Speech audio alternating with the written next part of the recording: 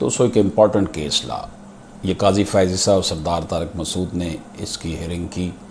दरख्वास्त गुजार जो मिर्ज़ा अबद बेग है और इसके जो मद्दे मुकाबल जाहिदा साबर मरहूमा है। अब इस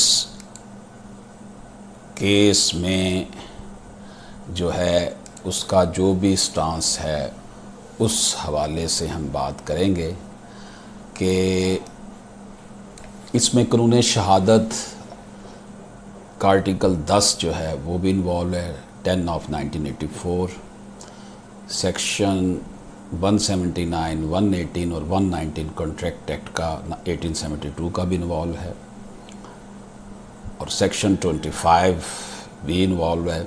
इस्लामी कानून वरासत, भाई जब अपनी बहन को नाम नहाद मुतफ़िका मुआहदे के तहत वरासती हिस्सा से महरूम कर दें, उस नाम नहाद मतलूबा इत्तफ़ाक़ राय वाली दरख्वास्त ना तो दायर की गई और ना इस पर अमल दरामद किया गया था, जबकि ऐसा मुआहदा तय नहीं पाया गया था। मुबैना मुआहदा को 15 साल का असर गुजर चुका। इस अमलदारी के बाद ऐसी कोई वजाहत नहीं दी गई कि इसे मुश्तहर क्यों नहीं किया गया था। दोनों कागजात इत्तफ़ाक़ राय वाली दरख्वास्त और मुबैना मुआहदा का बारे सबूत दरख्वास्त दहिंदा के ज़िम्मे है। आर्टिकल 117 कानून शहादत 1984 के मुताबिक, लेकिन उसने ये ज़िम्मेदारी नहीं निभाई। आर्टिकल 118 कानून शहादत, जबकि दरख्वास्त दहिंदा अदायगी की हकीकत को साबित करने में नाकाम हुआ था, तो दोनों बयान करदा कागजात सेक्शन 25 1872 कॉन्ट्रैक्ट एक्ट की रूह से अपनी कानूनी हैसियत खो चुके थे। दरख्वास्त विद कास्ट खारिज कर दी गई। दरख्वास्त दहिंदा भाई मुसलसल गैर ज़रूरी मुकदमाबाजी के ज़रिए अपनी बहनों को इनके वरासती हक़ से महरूम रख रहा था। इनमें से एक बहन जिसने दरख्वास्त दहिंदा भाई के साथ मुबैना इत्तफ़ाक़ राय का मुआहदा किया था वो वफ़ात पा गई। इस मरहुमा बहन के कानूनी वारिस भी अपनी माँ के वरासती हक़ से 45 साल से ज़ायद अरसा से महरूम रहे। दरख्वास्त दहिंदा का ये अमल ना सिर्फ कानून के मुनाफी है बल्कि अल्लाह ताला के अहकामात के भी ख़िलाफ़ है। शरीयत इस बात को वाज़ेह तौर पर बयान करती है कि मुतवफ़्फ़ी की वफ़ात के फ़ौरन बाद इसके कानूनी वारसान इसकी विरासत के हक़दार बन जाते हैं। जो पहले से बयान करदा हिस्से जो भी सूरह निसा में खोल खोल कर हर चीज़ बयान की गई है। मरहुमा बहन के वरासती हिस्से का तयन कुछ इमलाक में अदालत ने कर दिया था, ताहम दरख्वास्त दहिंदा ने मुबैना इत्तफ़ाक़ राय के मुआहदे की दरख्वास्त पेश कर दी और इसके काफ़ी अरसे बाद मुबैना मुआहदा भी मुंसलिक कर दिया, मगर इसकी कोई वजाहत पेश नहीं की गई कि ये दोनों कागजात इतना अरसा क्यों रोपोश रखे गए। मुबैना इत्तफ़ाक़ राय वाली दरख्वास्त ना तो दायर की गई और ना ही इस पर कोई अमलदारी हुई थी और मुबैना मुआहदा पर भी कोई अमलदारी नहीं हुई थी। ये मुबैना मुआहदा 16 अक्टूबर 1993 को तय पाया था, जबकि इसे 15 साल बाद 2008 में सामने लाया गया था। इस मुआहदे में रकम के अंदराज की जगह खाली रखी हुई थी। दरख्वास्त दहिंदा ने साबित किया कि इसने खुद अपने हाथ से रकम मुबलिग 7 लाख रुपए लिखी थी, जो कि उसने नकद अदायगी की थी, मगर इस वक़ुआ को साबित करने में वो नाकाम रहा। इसने वो रकम वाकई मरहुमा बहन को अदा की थी या नहीं की थी, वो इसे साबित नहीं कर सका कि उसने अदा की थी। मुबैना इत्तफ़ाक़ राय वाली दरख्वास्त में इस मुबैना मुआहदे का जिक्र ना होना एक मुबहम बात है। मुबैना मुआहदे को इसकी अमलदारी के 15 बरस बाद ज़ाहिर किया गया। मरहुमा बहन के दस्तखत भी इन दोनों कागजात पर इस वक्त से दस्तखत से मुख्तलिफ हैं जो उसने दरख्वास्त दावा पर किए थे। इन दोनों कागजात पर अंगूठे के निशान भी मौजूद थे जिनकी फ्रांसिक जांच पड़ताल भाई ने नहीं करवाई थी। इस बिना पर यह मशकूक मामला बनता था। इस तरह इन दोनों कागजात की सेहत बारे बार सबूत दरख्वास्त दहिंदा के ज़िम्मे आता है। आर्टिकल 117 कानून शहादत ऑर्डिनेंस 1984 इसने सबूत मुहैया नहीं किए गए। मुबैना इत्तफ़ाक़ राय की दरख्वास्त और मुबैना मुआहदा इस बात की गवाही दे रहे थे कि इनकी अमलदारी मुबलिग 7 लाख रुपए की रकम की अदायगी के बाद हुई, लेकिन दरख्वास्त दहिंदा भाई इस बात को साबित नहीं कर सका कि ऐसी कोई रकम अदा की गई थी। लिहाजा ये कागजात कॉन्ट्रैक्ट एक्ट 1872 के सेक्शन 25 के तहत नल एंड वाइड करार पाए थे। अपील को बमाए अखराजात ये कहकर खारिज कर दिया गया था कि बेशतर औकात ख़ानदान के मर्द अपनी ख़वातीन रिश्तेदारों को इनके कानूनी वरासती हक़ से महरूम कर दिया करते हैं और ये करते हुए कानून और शरीयत का लिहाज नहीं रखा जाता। ये कि मरहुमा बहना और अब इसके कानूनी वारसन गुज़श्ता 45 बरस से अपने वरासती हक़ से महरूम है। ये उम्मीद की जा सकती है कि अगर ये जो मामला मुतलका अदालत अमलदारी में जाए, यानी कि इसकी एग्जीक्यूशन हो, तो ये मामला जल्द निपट जाए और किसी किस्म की ताख़ीर और झूठे दावों को खातर में लाए बगैर जवाब दहिंदा की तकलीफ़ का ख्याल रखा जाए।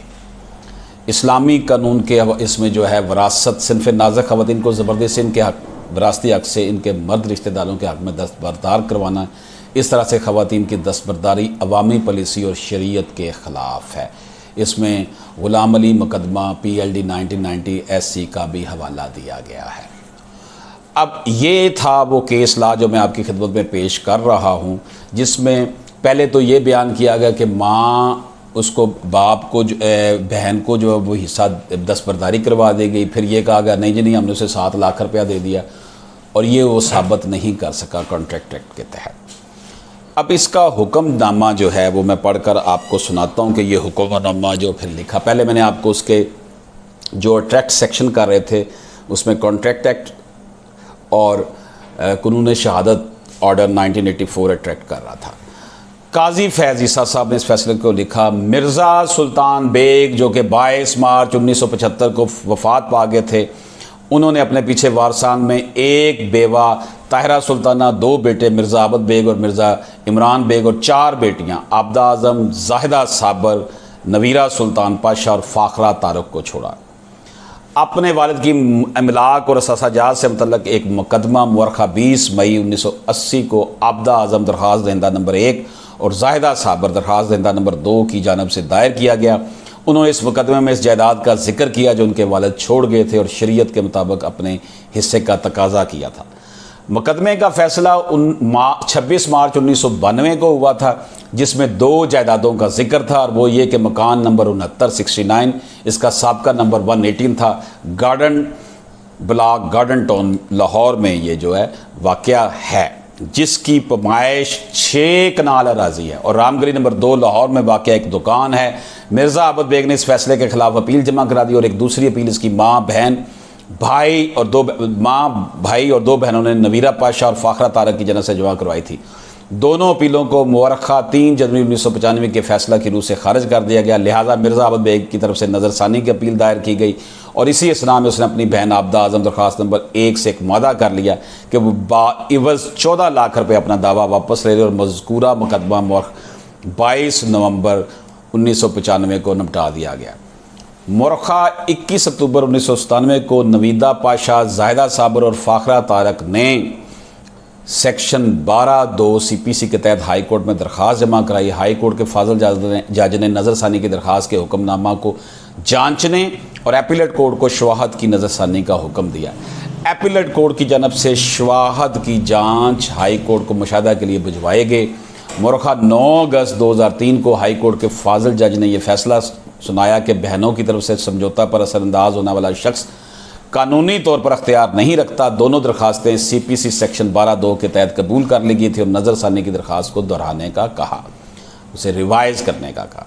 बाद अज़ान जब नज़रसानी की दरख्वास्त की सुनवाई की तारीख मुकर्रर होगी तो हाई कोर्ट के फाजल जज की तवज्जो एक नुक्ता की जानब मबजूल करवाई गई, जिसमें मिर्ज़ा आबद बेग ने कहा कि दरख्वास्त ज़ेरे हुक्म ऑर्डर जो है वो 23 रूल नंबर 1 जाहिदा सदीकी की जानब से दायर की गई है, जिसमें इसका एक और नाम जाहिदा साबर दर्ज है, जिसने जज साहब की तवज्जो हासिल कर ली। मगर ये फैसला हुआ कि मामला एपीलेट कोर्ट ही देखेगी कि क्या यह दरख्वास्त किसी जबर के तहत जमा करवाई गई है।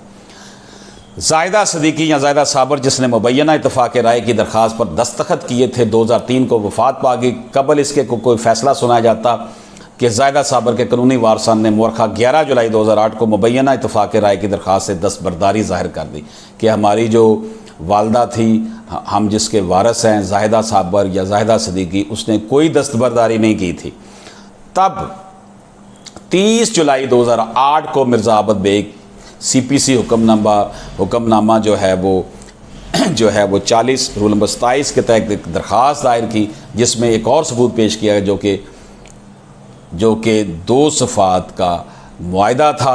इस मुआहदे के मुताबिक जो कि 2 सफ़ात का मुआहदा था जो 16 अक्टूबर 1993 को तय पाया था, जिसकी रूह से जायदा साबर ने 7 लाख रुपए के एवज अपना दावा वापस ले लिया। ये सब झूठ है, भाई साहब ने झूठ बोला हुआ कि जी पैसे ले लिए थे। सबूत को देखते हुए जायदा साबर ने दावा की हद तक मिर्ज़ा अब्बद की अपील कबूल कर लिया गया था। जायदा साबर के वारसा ने इसको हाई कोर्ट में चैलेंज कर दिया और हाई कोर्ट के फाजिल जज ने मोरखा 6 फरवरी 2013 को एपीलेट कोर्ट के फैसले को रद्द कर दिया। फाजिल वकील जो कि दरख्वास्त मिर्ज़ा आबद बेग की नुमाइंदगी कर रहे थे ने वाज़े किया कि एपीलेट कोर्ट ने सबूतों और शवाहद की रोशनी में फैसला दिया है कि जाहिदा साबर ने मुबैना इत्तफाक राय की दरख्वास्त और मुबैना मुआहदा पर अमल किया था। फाजिल वकील ने मोहम्मद सादिक और अनवर खान की गवाही का हवाला दिया। उन्होंने मज़ीद कहा कि 12(2) CPC सेक्शन के तहत जमा करवाई गई दरख्वास्त में जाहिदा साबर ने अपनी ज़िंदगी में ही कबूल कर लिया कि उसने मुबैना इत्तफाक राय की दरख्वास्त पर दस्तखत किए थे। जवाब दहिंदा नंबर 1A ता 1D जो कि जायदा साबर के बच्चे और कानूनी वारसान हैं कि फाजिल वकील ने कहा कि मिर्ज़ा सुल्तान बेग जो 22 मार्च 1975 को वफ़ात पा गए थे, इनकी वफ़ात के बाद इनके कानूनी वारिस फौरी तौर पर इनके जायदाद के शरीयत की रूह से मालिक बनने के हकदार हैं। ताहम कुछ कानूनी वारसान को इनके हक़ से महरूम रखा गया और उन्हें मजबूर किया गया कि वो अदालत का दरवाज़ा खटखटाएँ। मिर्ज़ा आबद बेग ने कोई दकीका फ़रोग़-गुज़ाश नहीं होने दिया कि अपनी बहन को, उसके वारसान को जायदाद से महरूम रखा जाए, उस जायदाद से जिसका मालिक उनको अल्लाह पाक ने बनाया है, जो कुरान कहता है उसकी सरयन खिलाफ वर्जी की गई। ये वो लोग हैं जो जायदाद हथियाने के चक्कर में अपने लिए दोज़ख ख़रीदते हैं। मिर्ज़ा आबद बेग ने ऐसा कोई तरीका नहीं छोड़ा कि वो कानूनी वारसान को इनके हक़ से महरूम रख सके। मिर्ज़ा आबद बेग ने एक से एक झूठी दरख्वास्त के ज़रिए अपनी बहनों को उनकी विरासत से महरूम रखने की कोशिश की। उसने यहाँ तक साबित करने की कोशिश की कि दरख्वास्त दहिंदा मिर्ज़ा सुल्तान बेग के कानूनी वारिस नहीं थे। यह है कि उसने कहा जी यह मेरी भैन ही नहीं हैगी। ये हालात हैं प्रॉपर्टी के दोस्तों, और वो प्रॉपर्टी जिसका एक जो है वो बारिश इतनी सी ज़मीन भी हमने साथ लेकर नहीं जानी कब्र में। इसने इस बात से भी इनकार किया कि मिर्ज़ा सुल्तान बेग इन दोनों जायदादों का, हकीकी जायदादों का कानूनी मालिक नहीं था। अल्लाह अकबर। पहले उन्हें आख्या कि जनाब ए मेरिया भैन ही नहीं, दूसरा फिर उन्होंने कहा जी मिर्ज़ा सुल्तान बेग की प्रॉपर्टी ही नहीं हैगी। उसको ये पट्टी किस मनहूस ने, किस बदबख्त ने सिखाई कि ये कहो कि ये तो यानी अपने अब्बे की जी जायदाद लैके बैठा है और तो उन्हें कहा जी ये और ये है ही नहीं। मतलब ये है कि ना तो मिर्ज़ा सुल्तान बेग की ये प्रॉपर्टी कंसिडर की जाए और ना ही फिर मुझे बहनों को देनी पड़े। जब ये तमाम दावे झूठे साबित होते गए तो इसने मुबैना इत्तफाक राय की दरख्वास्त और मुबैना समझौते का मामला दाखिल करा दिया। फिर उसने कहा जी नहीं हमारा तो इत्तफाक राय हो गया था, समझौता हो गया था, मैंने पैसे दे दिए थे, उन्होंने विड्रॉ कर लिया था, दस्तबरदारी हो गई थी। यहाँ पर मैं आपको एक बात बताऊँ, हमारी सिविल कोर्ट्स बड़ा जुल्म करती हैं, मक्खी पे मक्खी मारती हैं। जो केसेस इनहेरिटेंस के होते हैं उनको उस अंदाज में ना लिया जाए कि जी इसने दस्तबरदारी कर दी है, इसने ये कर दिया है, उसकी तय तक पहुँचें कि वो ये झूठ तो नहीं बोल रहा, क्योंकि फ्रॉड है। सुप्रीम कोर्ट वाज़े तौर पर करार दे चुकी है कि जो ज़मीन उनके कब्ज़े में, भाइयों के कब्ज़े में होगी, बहनों को नहीं दे रहे, तो वो एक किस्म की अमानत तस्वर की जाएगी। इस दरख्वास्त का मामला 20 अक्टूबर 1993 को बयान किया गया, जबकि एपीलेट कोर्ट के फाजिल जज ने हक़ाइक़ की बुनियाद पर फैसला 3 जनवरी 1995 को सुना दिया था, जिसे फाजिल वकील ने जमा करवाया। इसमें वाज़ेह है कि अगर दरख्वास्त का जिक्र होता तो जज साहब को अपना फ़ैसला करते हुए पहले से सुलहशुदा मामला के बारे में सोचना पड़ता। जड़ा दिल किता अगले फोरम से नवी दरख्वास्त जैली बना के दे दी। मुबैना इत्तफाक राय वाली दरख्वास्त में यह कहा गया था कि दरख्वास्त दहिंदा ने अपील कुनिंदा से अपना मामला अदालत से बाहर तय कर लिया, यानी झूठ बोला गया, कंप्रोमाइज़ हो गया, और यह कि दरख्वास्त दहिंदा ने इंदिया दिया कि अपना दावा वापस ले लेगी। मज़ीद यह कि इसे अपील में की गई दरख्वास्त पर कोई इतराज़ नहीं है। बाद अज़ां ये बात सामने आई कि मरहूमा जायदा साबर ने ऐसा कोई बयान जमा नहीं कराया था। अपने कानूनी दलाइल जमा कराते हुए इनके कानूनी वारसान के वकील ने कहा कि CPC के हुक्म नंबर 23 रूल नंबर 4(1) में कहा गया कि तईद को ज़ाहिर करते हुए दवा वापस लेने के लिए दूसरे दरख्वास्त दहिंदा की तईद लेना भी ज़रूरी है, क्योंकि एक से ज़्यादा दरख्वास्त दहिंदा हों, लिहाजा यहाँ आबदा आज़म की राय की या तईद नहीं ली गई। फाजिल वकील ने हवाले के तौर पर मुकदमा माबैन उमर बख्श वर्सेस आज़म खान का जिक्र किया, जिसमें कहा गया कि अदालत के रूबरू मुकदमा वापस लेंगे। फाजिल वकील ने कहा कि इत्तफाक़ राय की दरख्वास्त को अदालत ने कबूल नहीं किया था और वो वापस ले ली गई थी, लिहाजा इसके किसी भी कानूनी किरदार की कोई हैसियत नहीं। लिहाजा ये दरख्वास्त कंट्रैक्ट एक्ट 1872 की दफ़ा 25 के तहत बातिल हो जाती। इस ज़मन में बतौर हवाला मुकदमा सदर दीन वर्सेस खातून का जिक्र किया गया, जिसके मुताबिक हक़ जायदाद से दस्तबरदारी बगैर लिए गए कानून की नज़र में बातिल तस्वर होती है। कॉन्ट्रैक्ट एक्ट 1872 के सेक्शन 25 की रूह से उन्होंने एक मुकदमा का हवाला दिया, जिसमें ख़वातीन के ख़ानदान में मौजूद मर्द हज़रात के हक़ में दस्तबरदारी का जिक्र है। इसमें हवाला जो है मुकदमा ग़ुलाम अली वर्सेस ग़ुलाम सरवर नकवी। बहस को समेटते हुए फाजिल वकील ने कहा कि एपीलेट कोर्ट ने हाई कोर्ट की तजावीज़ से तजावज़ किया था और सिविल कोर्ट के फाजिल जज और हाई कोर्ट के फाजिल जज ने मामला को दुरुस्त अंदाज से निपटाया।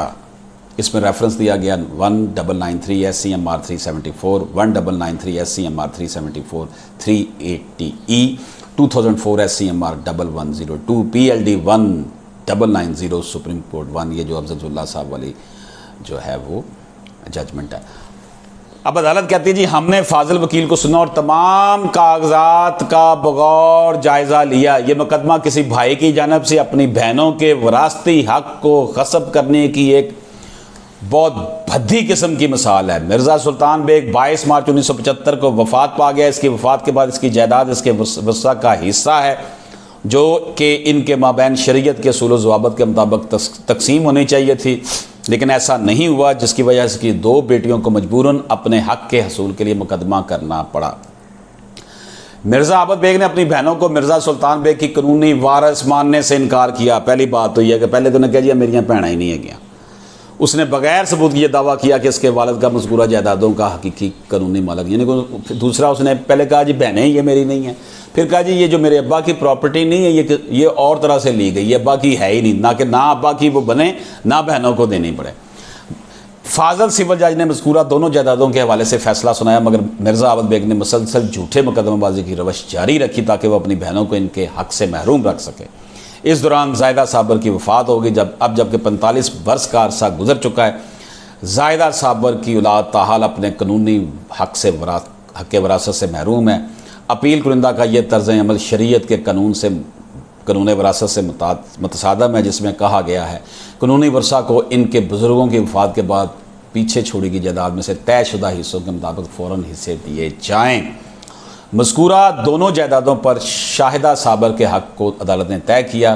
ताहम मिर्ज़ा आबद बेग ने मुबैना इत्तफ़ाक़ राय की दरख्वास्त और काफ़ी अरसा बाद, ये शाहिदा साबर नहीं है, ये जाहिदा साबर है, काफ़ी अरसा मुबैना समझौता पेश किया और ऐसी कोई वजाहत नहीं दी कि ये दोनों कागजात पहले क्यों ना पेश किए गए। ये बाद इस क़यास है कि समझौता हो जाने के बावजूद वकील साहब खामोशी से अदालत को मेरिट पर फैसला करने के अमल को देखते रहे, जबकि जायदा साबर पहले इसे दावा से मुतल्लिक़ समझौता कर चुकी थी। ये बिल्कुल वाज़ेह है कि यह सारा ड्रामा मिर्ज़ा आबद बेग ने रचाया था। ये मुबैना मुआहदा 16 अक्टूबर 1993 को तय पाया, जबकि इसे 15 साल बाद 2005 में ज़ाहिर किया गया। इसमें जगह का जिक्र नहीं किया गया। मिर्ज़ा आबद बेग ने हल्फन कहा कि उसने अपने हाथ से 7 लाख रुपए की रकम मुआहदे में लिखी थी, वो अदा की, मगर वो जायदा साबर को रकम अदा करने से मुतल्लिक़ शवाहद पेश करने में नाकाम रहा। यानी कि जहन्नम पे जहन्नम मिर्ज़ा साहब ने ख़रीदी। मिर्ज़ा आबद बेग ने अपनी हैसियत को मज़ीद नुकसान पहुँचाया जब उसने जायदा साबर को कानूनी वारिस न होने का इल्ज़ाम लगाया। एक तरफ उसको पैसे देने का वादा कह रहा है, ऐलान कर रहा है जी मैंने उसके पैसे दे दिए हैं, दूसरी तरफ कह रहा है कि कहते मेरी भैन ही नहीं, यानी कि उसकी ज़बान जो है वो एक नहीं है। आर्टिकल 199 ऑफ कानून शहादत 1984, इस मुबैना मुआहदे की तारीख 20 अक्टूबर को 1993, जबकि एपीलेट कोर्ट के फाजिल जज ने मेरिट की बुनियाद पर मुकदमे का फैसला 3 जनवरी 1995 को सुनाया था, जिससे ये वाज़ेह होता है कि यह मुआहदा कोर्ट के रिकॉर्ड में नहीं था, वरना फाजिल जज अदालत का वक्त ज़ाया ना होने देते और इस समाअत में वक्त सर्फ ना करते, जबकि इनकी जायदा साबर से अगर मसालियत हो गई थी। जायदा साबर के अंगूठे के निशान को भी मिर्ज़ा आबद बेग ने फोरेंसिक लैब से टेस्ट ना करवाकर इबहाम अपने खिलाफ पैदा किया था। दोनों कागजात की सेहत बारे बार सबूत मिर्ज़ा आबद बेग के ज़िम्मे था, लेकिन उसने ये जिम्मेदारी पूरी नहीं की। जायदा साबर के वर्सा की जानब से किसी किस्म की ऐसी कोई दरख्वास्त जमा नहीं करवाई गई जिसमें दावा वापस लेने की इस्तदा की गई हो। अदालत कंक्लूड करती है जी, सुप्रीम कोर्ट ऑफ पाकिस्तान, हम किसी तौर पर भी इस बात से चशमपोशी इख्तियार नहीं कर सकते कि आम तौर पर ख़ानदान के मर्द हज़रात अपनी ख़वातीन को इनके कानूनी वरासती हक़ से महरूम करने की कोशिश करते हैं कि जो कि सरियन कानून और शरीयत के ख़िलाफ़ है। सिनफ़ नाज़ा को इस अमर पर मजबूर किया जाता है कि वह खुद अपने हक़ से दस्तबरदार हो जाएँ। ये अदालत ग़ुलाम अली के मुकदमा में अपना फ़ैसला सुनाते हुए वाज़े कर चुकी है कि ख़ानदान की ख़वातीन की तरफ से दस्तबरदारी अवामी पॉलिसी और शरीयत के ख़िलाफ़ है। अदालती फ़ैसले में दर्ज झेल पैराग्राफ को दोबारा पेश किया जाता है। यहाँ ज़ेर बहस इस्लामी नुक्ता नज़र के तहत कानून की तरफ से अपने वरासती हक़ से नाम नहाद दस्तबरदारी जैसा कि इस मामला में हुई बग़ैर किसी शक व शुबा इस्लामी कानून के हवाले से अवामी पॉलिसी के ख़िलाफ़ है। मज़ीद यह कि इस्लाम इर्तिकाज़ दौलत के ख़िलाफ़ और इस्लामी निज़ाम मईशत में दौलत की गर्दश के मौक़े की हौसला अफजाई की जाती है।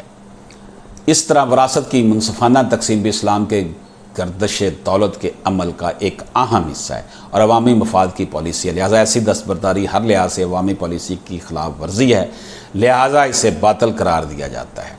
हाई कोर्ट के फाजल जज ने CPC के सेक्शन 115 के तहत नज़रसानी करते हुए सही तौर पर नोट किया कि अपीलेट कोर्ट ने अपने इख्तियारात का गलत इस्तेमाल किया था, सबूतों का गलत मुताला किया गया था और सुक्का शहादतों से सरफ नज़र किया और मुबैना इत्तफाक़ राय की दरख्वास्त को बुनियाद बनाया, जिसे मिर्ज़ा आबद बेग रिकॉर्ड का हिस्सा बनाने में नाकाम रहा। इसे सच साबित नहीं कर सका, इस मादे को रकम की अदायगी के साथ मरबूत करने में नाकाम रहा और दस्तबरदारी का गलत असर कायम करने की कोशिश की। लिहाजा इस अपील की मंजूरी की कोई वजह नहीं बनती। इसे तमाम अखराजात के साथ मुस्तरद किया जाता है। अखराजात जवाब दहिंदगान को अदा किए जाने के जुर्माना किया सुप्रीम कोर्ट ने। चूँकि मज़कूरा जवाब दहिंदगान इससे पहले इनकी वालदा इस वरासत से 45 साल तक महरूम रहे हैं, तो हम तवक्को करते हैं कि ये मामला जब एग्जीक्यूशन कोर्ट में यानी अमलदारी की अदालत में जाए तो इस अमर को यकीनी बनाया जाएगा कि मज़ीद ताख़ीर के बगैर गैर संजीदा एतराज़ात से सरफ़ नज़र करते हुए इस मामले को जल्द निपटाने और जवाब दहिंदगान को मज़ीद परेशानी से बचाया जाए, अपील मुस्तरद की जाती है। दोस्तों, ये जो फ़ैसला है, लेटेस्ट फ़ैसला है 220 का,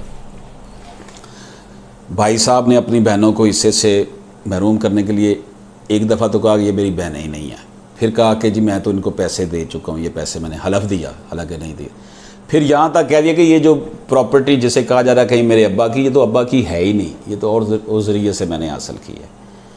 45 साल निसफ सदी किसी को उसके वरासती हक़ से महरूम करना और सिविल कोर्ट से लेके सुप्रीम कोर्ट तक धक्के खिलाना, ऐसे शख्स को तो फांसी लगा देनी चाहिए थी।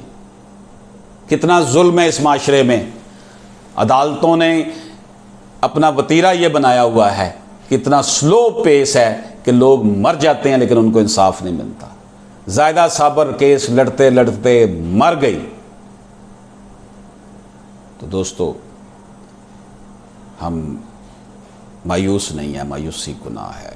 इंशाअल्लाह ताला पाकिस्तान के हर शहर में हम इस तरह के केसेस में जाते हैं, बड़ा दुखी दिल भी होता है, तकलीफ़ें भी होती हैं, लेकिन हमारी ये तगोताज़ जारी रहेगी क्योंकि अल्लाह पाक अमीद का नाम है, नामीदी कुफर है।